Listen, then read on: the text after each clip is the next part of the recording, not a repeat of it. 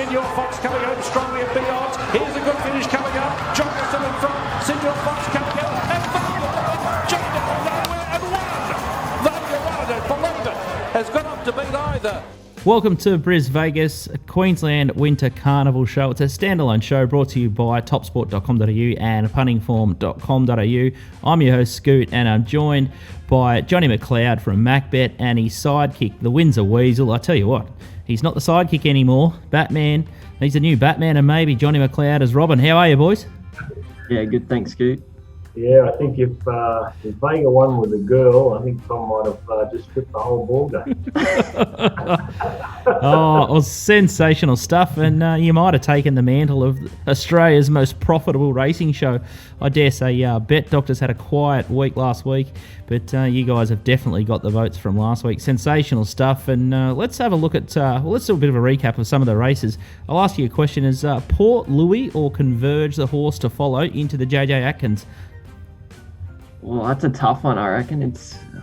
I know who Johnny's going to side with. I know who he thought the better run was. I think I might be going the other way with Port Louis because he's a bit more lightly raced. And, yeah, I don't know. It was a very funny run race. Like, the market really gravitated towards Ranch Hand and Prince of Boom. They were your favourites in the end. But, geez, I thought they were both disappointing. They both maybe had excuses. Prince of Boom was caught wide on speed and Ranch Hand had the blinkers on and over race. But they were both fairly plain in the end. Johnny? Well, I can't get away from Converge. I thought I love that horse sort of attacking the line like it did straight after the race. We're sort of just staring at each other, sort of saying, God, where did it come from? Because in the yard, it's only a little plain thing. And, you know, maybe they've just found the key to it by riding it quiet and just charging it. I think it's just it could be a horse that turn the corner. It's unusual for a Gay Waterhouse runner to finish like that. And Port Louis was a little bit soft in the market late. And I think it might improve dramatically from that, and I'll be interested to see if it's got any hoof filler or anything like that. What about the Queensland Derby, Senor Toba? Absolute sickening for me, but Explosive Jack, I thought he was a forgive runner. I thought he got pinballed around, and I thought he was all honours in defeat, Explosive Jack. Yeah, whatever I thought in the race of how far Explosive Jack was going to be in front of the other one, I just was thrown out the door. I was sort of sick halfway around. I sort of started to bail on the one you talk about, Wallace horse. We were on Tom's one, and we're on Explosive, and then I started to think when the other one, the grey, got up on the outside midfield and getting in too wide, I started to panic sort of thing in the run, and so I was sort of bailing off. I was using every bucket I could find to throw the water out of the ship. And Cucaracha, Tommy Turbo, was going to be a fill up the start before. Did you stick fat? Yeah, I stuck fat on Saturday, luckily. But yeah, it was still a good run by Explosive Jack. I thought it's been an enormous preparation and a great training performance by Mar Eustace, and it's going to be exciting to see what he can kind of produce, possibly maybe if he goes towards a Caulfield Cup or something like that later in the year. The other horse, with you go, Johnny. Looking at both the horses in the yard, all the three of them, you know, Cucaracha would probably come third as far as looking at him. But that was this horse, Senor Toba, like to do what it's done in 3 or 4 starts or whatever it's going to the Derby, and just being a little bit immature, and this prep coming up here away from home, and then, you know, putting him away and coming back next time, I think he's going to be the horse that's going to make the big improvement, you know, from here to next time he starts. I'd probably agree. Yeah, Waller's ultra patient with him, that's for sure. And what about Ayrton? A lot of people were disappointed with his performance, but I thought it wasn't a bad effort. I thought the price was ridiculous pre-race, so I didn't back him with any of my money, but I thought he was pretty good in defeat. Yeah, we were discussing this horse, you know, for the whole, for 2 days we were pretty much discussing it, and even on the day I sort of had a look at it and said, well, you know, to get it to this price, I can't get it to this price. No matter if it wins this race, it can't rate what it needs to rate to deserve $1.60. And so I put the hands in the air and I didn't play, but Tom did the right thing and laid it. So it was just one of those things. I listened too much to the talk around town about how good it was, and not just believing the figures and saying that this is stupid odds. It'll be interesting to see how it comes back next prep, or where its next target race is. Now, am I allowed to talk about Sweet Deal yet, Johnny? You had it rated $2.30. I think we took $5 or $5.50 early in the week, and it's ran like $1.30 chance. It was an absolute moral beat, but they snagged it out back, and that's what you said. All it needs to do is take up a position to win, and oh my God, Nashville Willa out the back and rattled home for an unbelievable second. Are you okay? No. Yeah.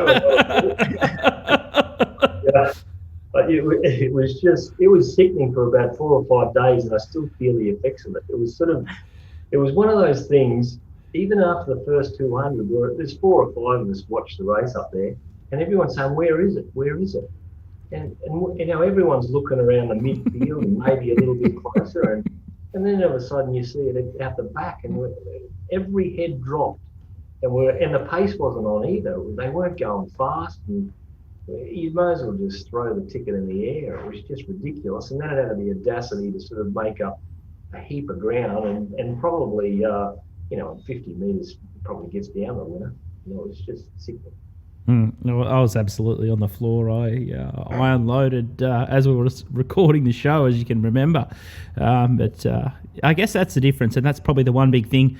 I speak to a lot of pro punters, and the resilience from coming back from a defeat like that. I think that's the difference between the punter, the normal mug punter at home, and the weekend sort of warrior to the professional punters.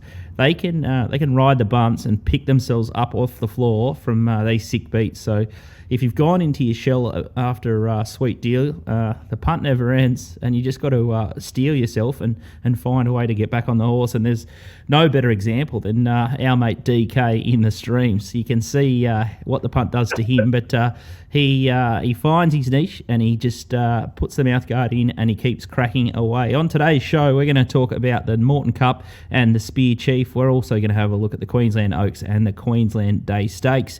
Our biggest sponsor, our second biggest sponsor is puntingform.com.au. Make sure you check out their database. It's got all the sectional times you need to do the form and benchmark. So if you need to learn how to do that, you can even get Shane to give you a 30 or 40 minute free tutorial if it's all too hard for you. So make sure you check out puntingform.com.au and give them a try. We're going to take a quick break, and we're going to preview the first couple of races at Queensland. Welcome back to Brisvegas, our Queensland Winter Carnival show. We're going to have a look at the Moreton Cup next, and it's a 1,200 metre race. Odds courtesy of TopSport.com.au up on the screen, and we've got Splintex, the favourite, $2.60, Vada $4.80, the Astrologist $8, Baller, a surprise winner last time, and Stampy $10. Johnny Mcleod, you're first off the first up here. We got Vada, its last start. Talk us through this one.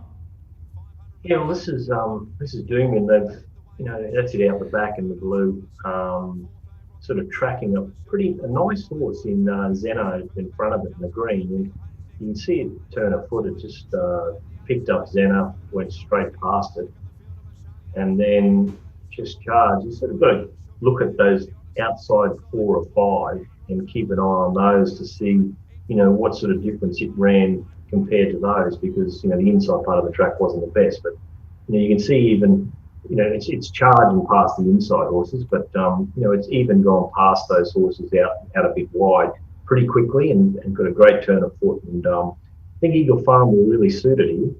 Good speed, track will suit, and should be hard to beat. Is that how you're expecting the track to play this week as well? Just fence chop out and pretty even and run on?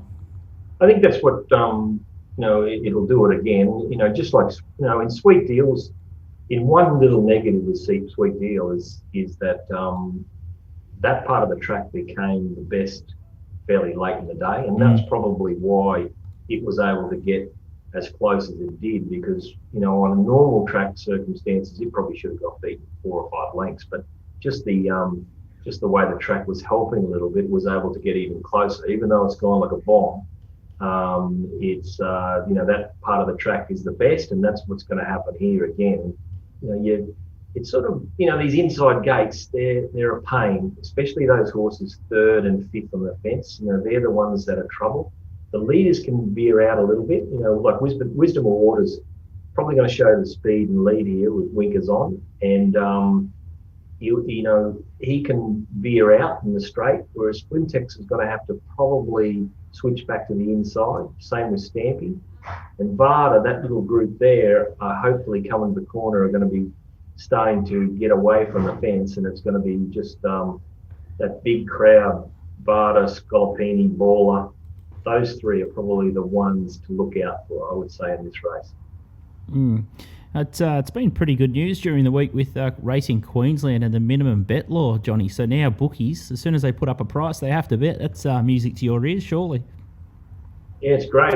It's like I wasn't really doing a lot of form early, or especially on Saturdays. Doing it Wednesdays or Thursdays, just because it was no point. You couldn't get on, so you just took your time. You might as well do the other meetings and took your time till 9 o'clock in the morning on Saturday mornings. But now, you've pretty much got to be on the ball and doing it straight away, because you'll be able to make a move a lot quicker than what you normally would have. And it's a great little thing for it to happen.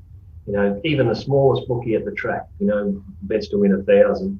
And these corporates, they don't really want to stand up tall. That's not TopSport, and I'm not just saying it because I'm on this show here.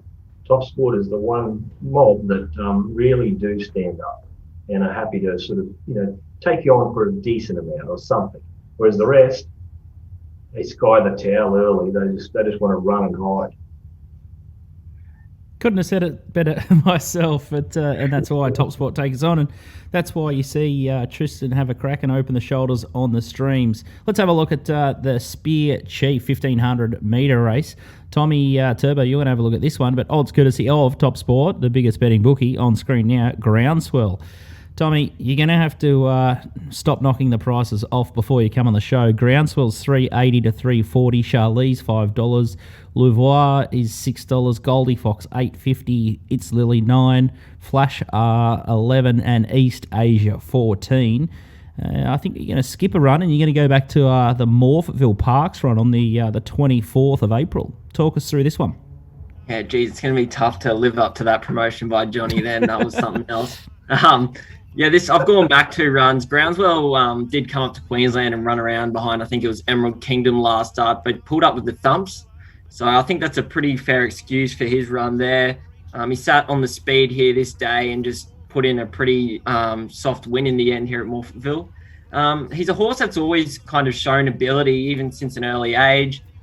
He's starting to string a few wins and good runs together now. I think the Friedman camp have figured him out. He's well-travelled and seems a very adaptable 4-year-old gelding. From the wide gate, I think Nash just rolls across here, sits outside a horse like Louvois, and I think they can control the race and make it a race in 2, to be honest. I think horses like Charlize and Goldie Fox are going to have their work cut out for them. Both come off pretty suicidal tempo races, so they had the sectionals in their favours. They were allowed to run on. And I think it's just a different configuration here, and both of them have to step up here at Eagle Farm. So Groundswell was the one that I went looking for. I haven't had a chance to cast my over this one, but would you agree there, Johnny, or too early for you to tell? I'm a real fanatic for last start, and proving what you see is what you get. But I can see what Tom's saying. You've got to forgive. If you forgive, sometimes you get the better odds. And that's the big key, because a lot of people do just throw the pick on the first run, the last start, and then throw the rest out and work on that. And I'm a bit like that. But if you do throw that last run out, well, then Groundswell, is right there. What do you think of Flash R? Oh. Yeah, it's a very interesting runner here. It was an absolutely amazing win at the Sunny Coast last start, over 1,000 metres. Got a long way back. Got the wide draw to contend with here, but I think if she can find a spot midfield, Rachel King. I think this is a pretty quirky horse as well. And Rachel King's got a good rap on her down south for dealing with horses that do have issues. She just likes to get them in a rhythm, much like a Jamie Carr, and let them finish off. So if there's enough speed up front, I think Flashar's the one who's going to be strong over 1,500 metres and be charging home late down the middle of the track. Okay, so Groundswell's a forgive off last start, and Johnny Mcleod likes Vada. Tommy, you got the curtains drawn up there. If you open your cupboard, would Jamie Carr pop out of there or what? I wish. Magic hands. Oh, God, I'm sure she has. All right, we might take a little bit of a break, and big thanks to topsport.com.au. They've been in the game for 35 years. Make sure you bet with the bookmaker you can trust. Tristan's been advocating for a long time that he wants the minimum bet rules from the get-go, so it's a big win, and a big thanks to Racing Queensland for keeping the fight fair between punter and bookie. That's what it's all about. We'll take a little bit of a break, and we'll come back with the Oaks.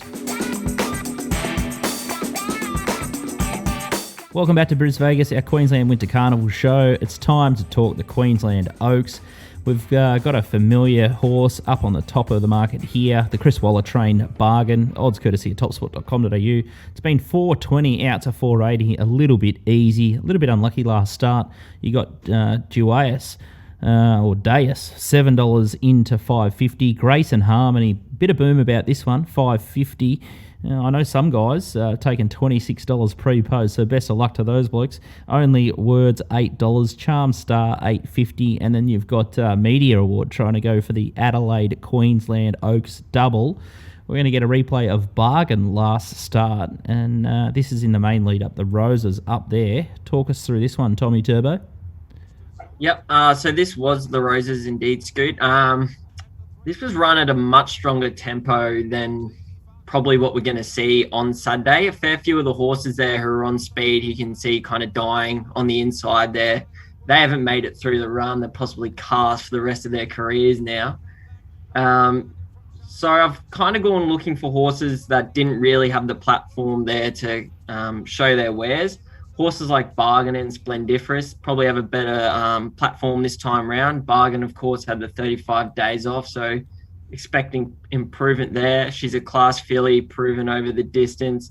Really liked her work late through the line there at Doomben, especially past the post. She looks to stalk the leaders here on what looks a moderate tempo. I think Splendiferous was... she worked her ring off the first half of that race, almost caught wide, coming off a 1,400-metre Wagga run. Nash goes on, probably gets a softer lead here.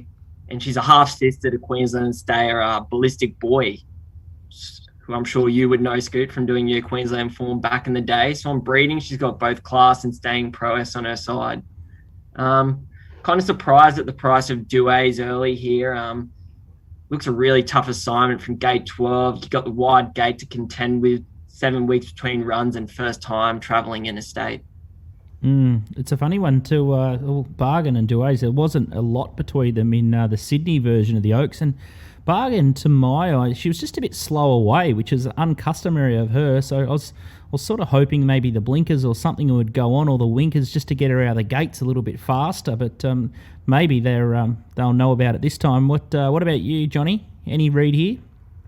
Well, I didn't know. I didn't look at Bargain for how it jumped the other day, but just looking at that video, then it ran away from Grace and Harmony. The only reason it didn't get down home, or was it Easy Far that won that, or Only Words? Only Words. Yeah, Only Words. It's like, the only reason it didn't beat Only Words the other day was because it wobbled on the corner. It's just he tried to go forward at the wrong stage, and it wobbled, it balanced up, and it charged to the line. Now, from what the map that Tom's got, getting Bargain into around about 4-2 wide, and if it can attack the line bigger straight, I think it's hard to get away from it. There's not too many sort of things or negatives that you can throw at it. Especially that time off, it's going to improve. Everything. It should be peaking here, pretty strongly, I would say. So, I'm sticking to the favourite there, but I think by the look of it, it's blowing. I can't see why it would be. It's an interesting preparation for Dias or Dias, or I don't know how you say it, but to come here fresh is an interesting assignment. And Media Awards under a little bit of a veterinary cloud by the sounds of things, so stewards need to still check it to pass it to race. Yeah, it was a nice win there in the Australasian Oaks, but it did start $61, but it's still very lightly raced. But yeah, as you say, it's got to travel interstate now, and it's under the veterinarian. It's under a cloud. It's under an injury cloud.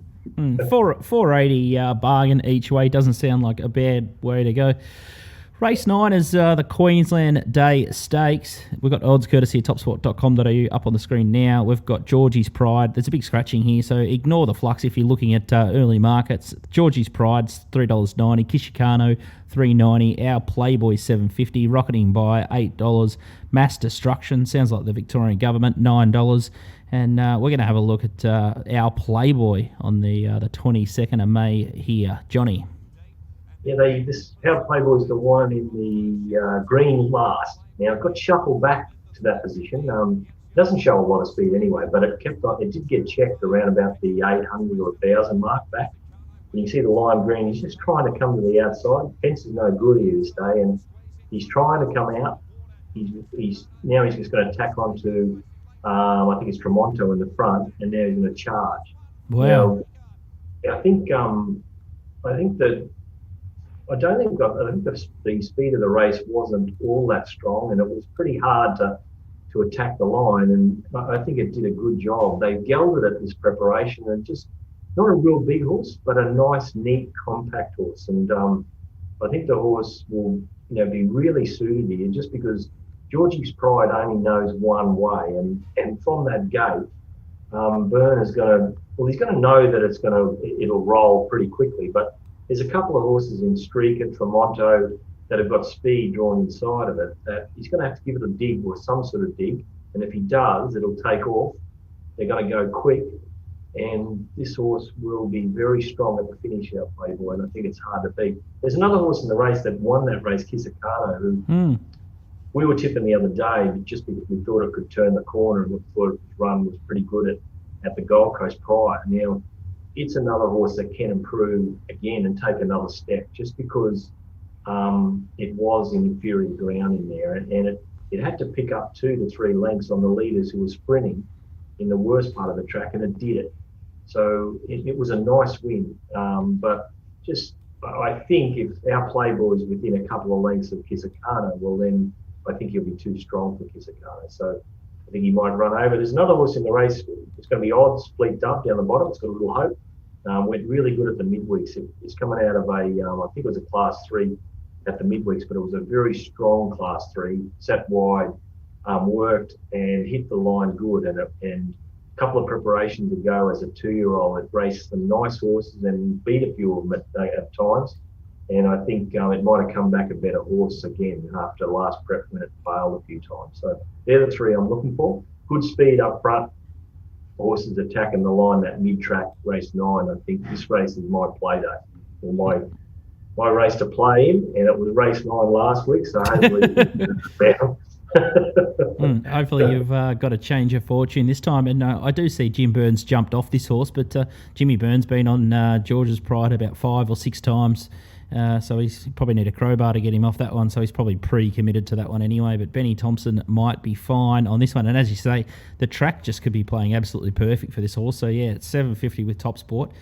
It'd definitely be the way that I'm playing. Yeah, that replay was just absolutely sensational. Let's have a look at the TopSport early bets, and we can often jag a winner off the early money. And the first one that we've got here is Red Chase.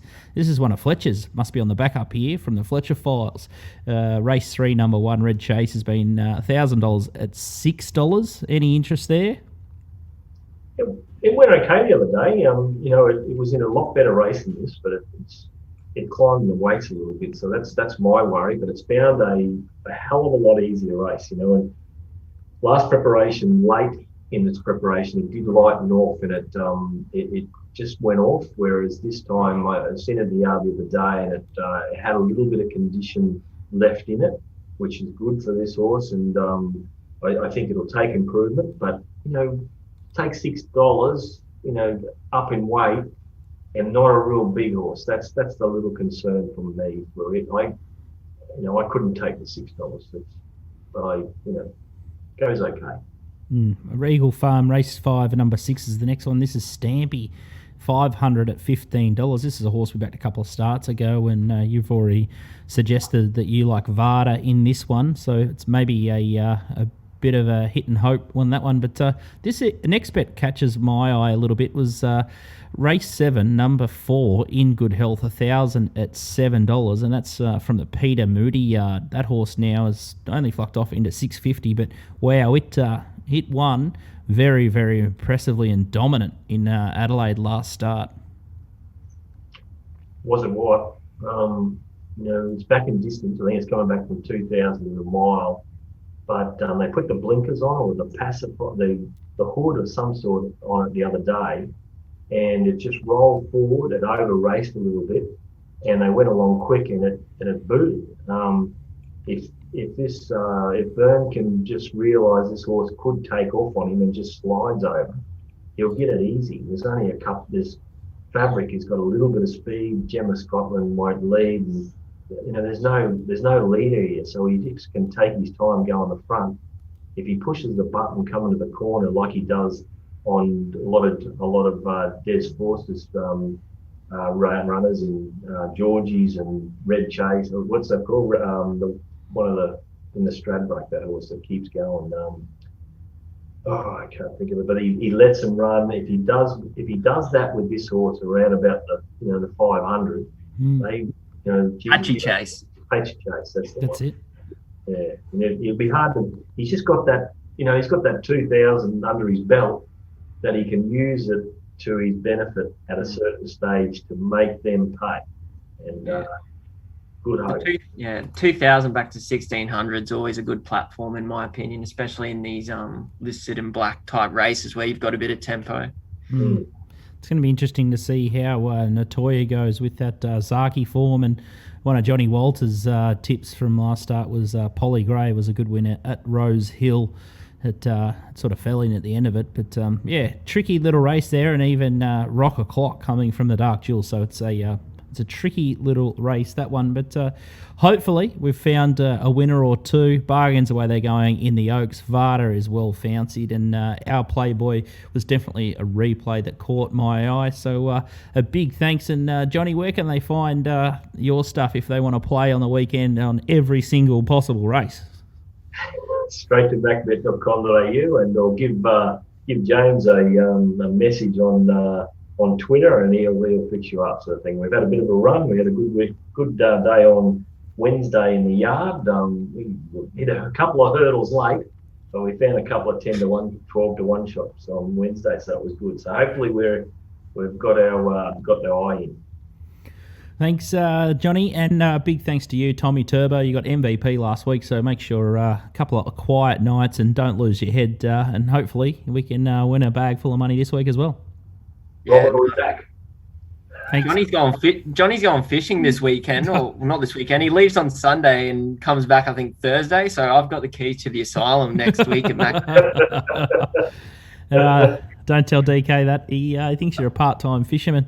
Anyway, that's big thanks from us, and we'll catch you next week. But make sure you follow Bet Doctor TV and Little Birdie podcast for all your podcast needs and streams. We're going to try and get a stream up and going on Stradbroke next weekend, so maybe these guys will chime in. It's lockdown fresh hell in Melbourne, so hopefully on Stradbroke and Swan Hill Carnival weekend we can get something up and going for us battlers in here that just keep peppering away and betting, and you guys at home. So make sure you follow us on Apple, Spotify, SoundCloud, however you consume your podcast. We're there, and YouTube at Little Birdie TV. Thanks, and we'll see you next week.